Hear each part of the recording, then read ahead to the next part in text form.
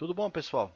Bom, então, nesse vídeo aqui nós vamos falar um pouco sobre alguns riscos ocupacionais, né, no ambiente hospitalar, alguns EPIs, e agora focado em cargo administrativo, né? A gente teve no primeiro vídeo lá uma visão geral dos acidentes que costumam acontecer, das situações mais críticas, né? Só que acaba que tudo é muito focado na parte da assistência, né? Propositalmente até, né? Porque são aqueles que mais se acidentam, aqueles que têm mais problemas no hospital. Só que visando focar um pouco na questão dos administrativos e até tirar algumas dúvidas também, tocar um pouco até na questão de insalubridade e tudo mais. E também tem um vídeo só dessa parte, né, do lado, explicando mais direitinho, mas focando na parte do trabalho administrativo. Só queria mostrar para vocês aqui alguns itens que eu considero importantes. Bom, a gente basicamente tem duas situações de profissional, né, para a gente da segurança do trabalho.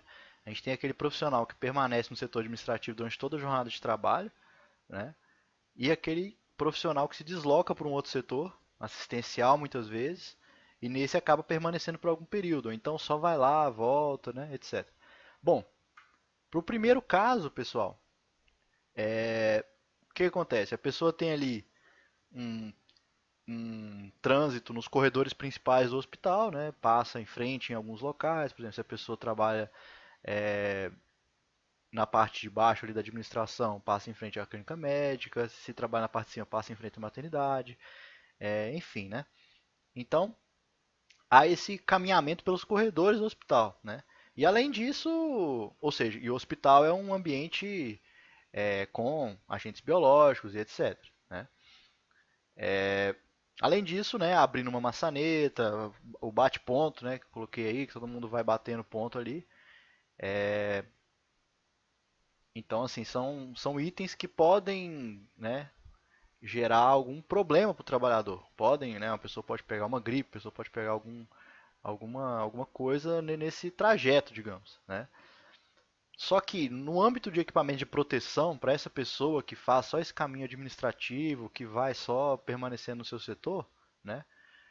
Que em geral é a maior parte dos administrativos, acaba que a grande questão é a lavagem de mãos e álcool, né? Que é tudo que a CCH sempre prega, né? Porque não tem muito outras situações aí. Porque como você não está entrando no setor de fato, né? Não faz sentido usar luva, máscara ou qualquer outra coisa, né?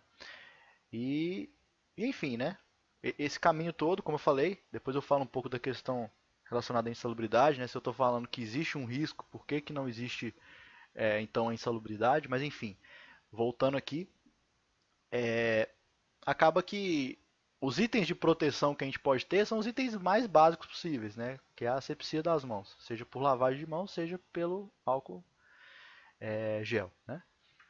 Bom, e aí a gente tem uma segunda classe de profissionais, né? Que são aqueles profissionais que se deslocam para um outro setor para fazer algum serviço, seja algum administrativo que mexe com alguma parte burocrática mesmo que tem aqui no setor, ou seja até talvez um grande exemplo aqui seja o pessoal da TI, né? O pessoal que vai nos setores, né? Igual a gente tem aqui, coloquei como exemplo, apesar de não ser no nosso hospital, né? Um computador lá no meio do setor, né? Aqui também, no caso que a gente tem no CTIs, o SIM, etc. A gente tem computadores ali nas ilhas de enfermagem, né? E aí essa pessoa tem que entrar no setor, faz não só aquele caminho, né, pelos corredores do hospital, como acaba entrando aqui dentro de alguma enfermaria, alguma coisa assim. Apesar de que, né, que a maior parte das enfermarias que não essas UTIs e etc, a gente tem a parte de enfermagem numa salinha específica, mas a pessoa também acaba transcorrendo ali andando dentro da enfermaria. Mas a gente tem também esses casos aqui, né, de CTIs e etc, né, onde o profissional acaba entrando de fato dentro da enfermaria, né? Então é uma segunda situação. Nessa situação, pessoal, vale a mesma questão da primeira, né? A questão do álcool em gel, da lavagem das mãos. E dependendo da situação, né? Dependendo do que você vai manusear, tocar, etc., pode ser que você tenha que usar alguma luva, né? Dependendo da condição que tiver aquele local.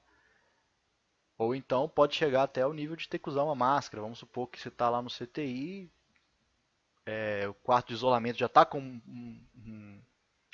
um paciente em isolamento e aí tem um outro paciente em isolamento aqui no meio de todo mundo, né? Que não é nem o adequado, mas vamos supor que uma situação dessa aconteça. Então, muitas vezes você vai ter que se precaver mais, né? Vai ter que usar uma máscara, uma luva, etc. São os itens de segurança aí mínimos, né? Apesar de que é uma situação um pouco mais rara, né? Então, assim, mas nada também a nível do pessoal da assistência, né? Que de fato tem o contato direto com o paciente, o tratamento direto, né? A gente percebe claramente que é uma situação muito diferente. Então, pessoal, o que acontece, né? Eu falei aqui que tanto o administrativo que permanece na sua sala durante todo o tempo, e percorre o corredor, né, bate ponto, pega em maçaneta, está se expondo a algum risco biológico, tanto essa classe quanto essa segunda, né, que se desloca a algum setor para fazer uma manutenção, como eu falei, o caso da TI, eles têm um risco, né? Isso é inegável, né? Existe esse risco e ele tem que ser mitigado com a utilização desse equipamento de proteção, com a utilização de técnicas adequadas, né, da questão da lavagem das mãos, etc. Mas no âmbito de insalubridade, né, como eu falo também muito claramente lá no nosso vídeo aí de laudo de insalubridade, né, se você não viu, veja que está no mesmo canal aqui. A insalubridade é algo bem assim característico, né? É algo que é normatizado pelo anexo 14 da NR15, no caso de agentes biológicos. E como eu falo lá, né, mas repito aqui, é um anexo antigo, de 1978. Então a gente tem várias questões que são antiquadas, digamos assim, né? E por esse anexo a gente tem a questão do contato com o paciente, o contato ali direto com o paciente, ou o contato com materiais dos pacientes, né, e não materiais dos setores em geral, mas materiais que podem estar ser utilizados por pacientes, isso gera insalubridade, né? Então tem que haver o contato com pacientes ou materiais destes, né, onde o paciente toque naquele material, mexa com aquele material ou encoste em alguma secreção, sangue do paciente. E, ao mesmo tempo, tem que ter um contato contínuo, um contato permanente, um grande contato, né?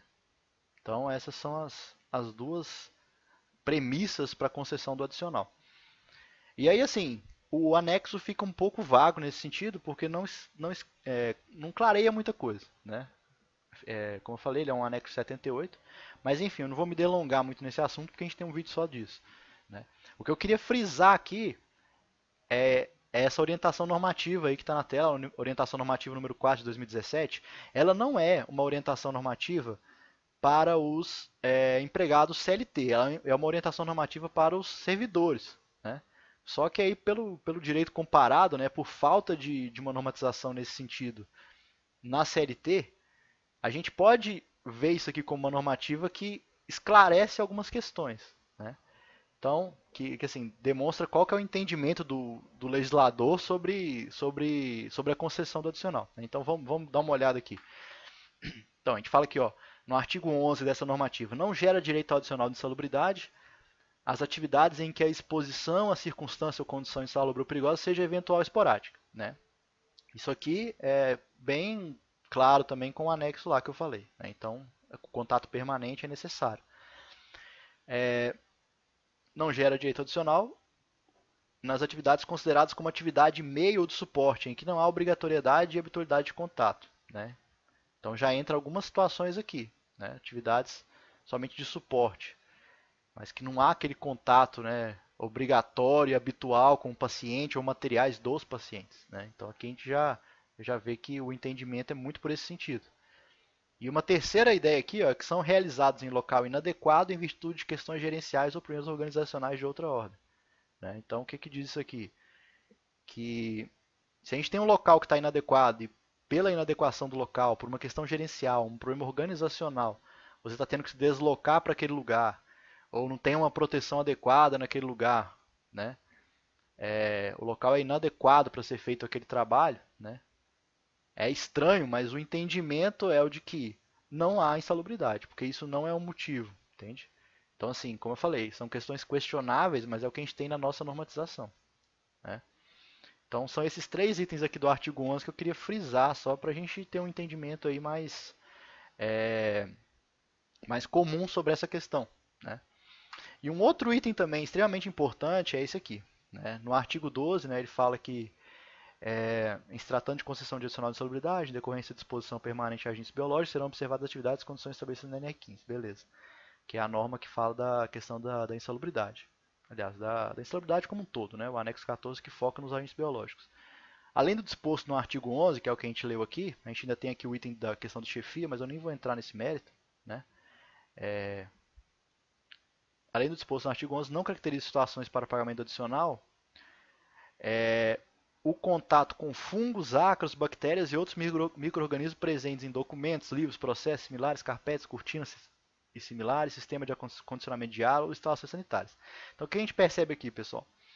Muitas vezes a gente tem pessoas aí que tocam em documentos, sei lá, no ambulatório, recebem um documento que pode ter vindo de um paciente, enfim, né? Fichas das mais diversas aí. Então o pessoal sempre fala, né? A gente sempre é questionado com isso. Por isso que eu estou falando sobre esse assunto, né?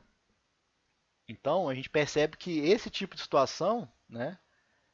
Como eu falei, existe o risco. Ah, aquela cortina que não é limpa há não sei quanto tempo, um ar-condicionado que está ali em tal lugar, uma instalação sanitária, um micro-organismo presente em documento, livro, né? Pode dar algum problema? Pode, né? É possível. Só que a insalubridade não tem essa lógica, entende? Se algo pode gerar um problema, então é insalubre. A insalubridade tem alguns requisitos muito peculiares dela, né? E a gente percebe que esse é um item que não entra. Então, é um item importante ser frisado. Outro que as atividades em que o servidor somente mantenha contato com o paciente em área de convivência e circulação, ainda que o servidor permaneça nesses locais.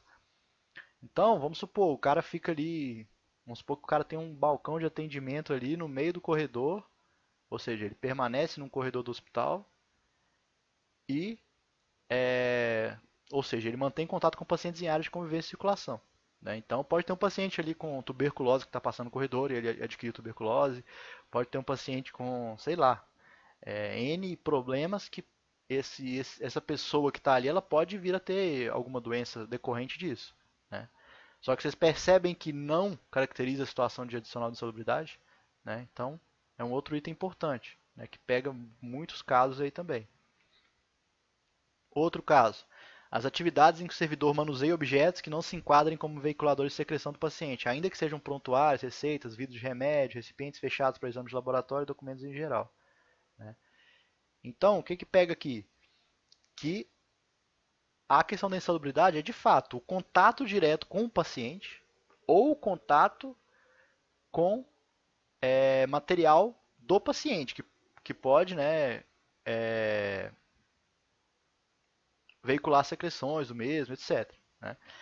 Então, assim, a pessoa está pegando um prontuário, numa receita, num vidro de remédio, né, que a gente tem até alguns questionamentos, pessoal da farmácia.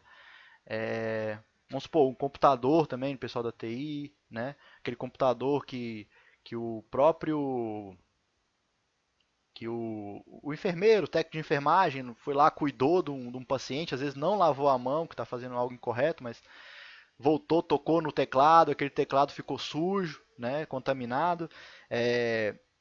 O computador que fica naquele ambiente, né, o computador também um ambiente ali que podem ter agentes biológicos, né, até de transmissão aérea, esses agentes podem entrar no computador, digamos, né, muitas coisas ali podem estar contaminadas, só que percebam que o entendimento é de que esses itens não geram a insalubridade. Né? E como eu falei, apesar da gente não ter isso aqui muito claro na CLT, primeiro por a gente ter essa proximidade com o vínculo de servidor, né? E segundo, porque por não ter, a gente pode, aí, através da questão do direito comparado, né? Na falta de algumas legislações de um caso, a gente poder usar outras para tentar entender como que é a melhor e a mais correta o mais correto entendimento daquela situação, a gente percebe que tem várias situações aqui que são muito criticadas por muitas pessoas, né? Muitas pessoas criticam, etc.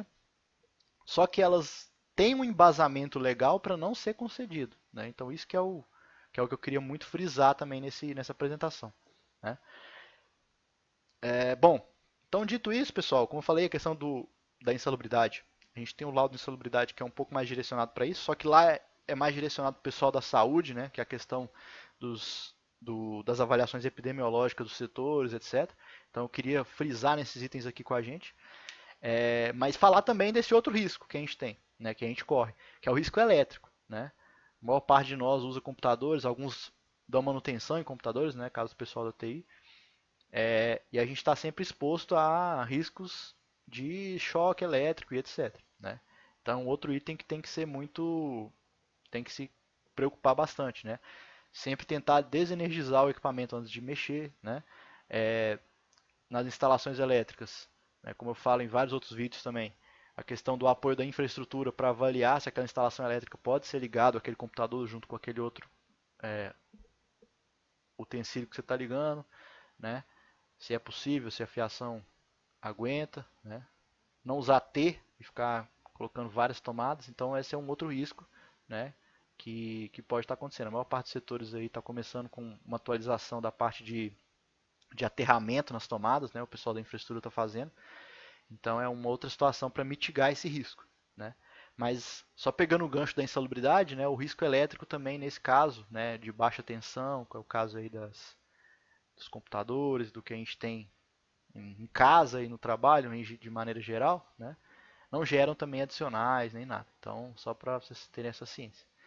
Então é isso, pessoal. Eu preparei essa apresentação só para vocês terem aí uma ideia geral, né? Dos riscos, das diferenças dos riscos, do que a gente recomenda para cada um desses riscos, dos equipamentos de proteção, né? Nenhum daqueles equipamentos de proteção que eu mostrei tem algum mistério para ser utilizado, né? Luvas, máscaras, ainda mais para essas pessoas que não vão ter um contato direto, né? E falar dessa questão da insalubridade, né, pessoal? Esclarecer um pouco isso aí para o pessoal do administrativo, né? Pessoalmente, entendo, né, que por a gente trabalhar no hospital existe um risco aumentado comparado a quem trabalha, sei lá, num banco, enfim, em outro estabelecimento. Só que a gente tem todos esses itens aqui, que, que não deixam com que o pessoal administrativo em geral receba essa insalubridade, né? Senão seria o que aconteceria na maior parte dos hospitais e não é o que acontece. Mas, enfim, né? Talvez essa norma seja atualizada em breve, a gente pode ter algumas mudanças aí nesses entendimentos. Mas, enquanto isso, a gente acaba tendo que fazer uma concessão de salubridade baseada numa norma de 78, né? Então, bastante defasado. Mas é isso. Valeu, obrigado.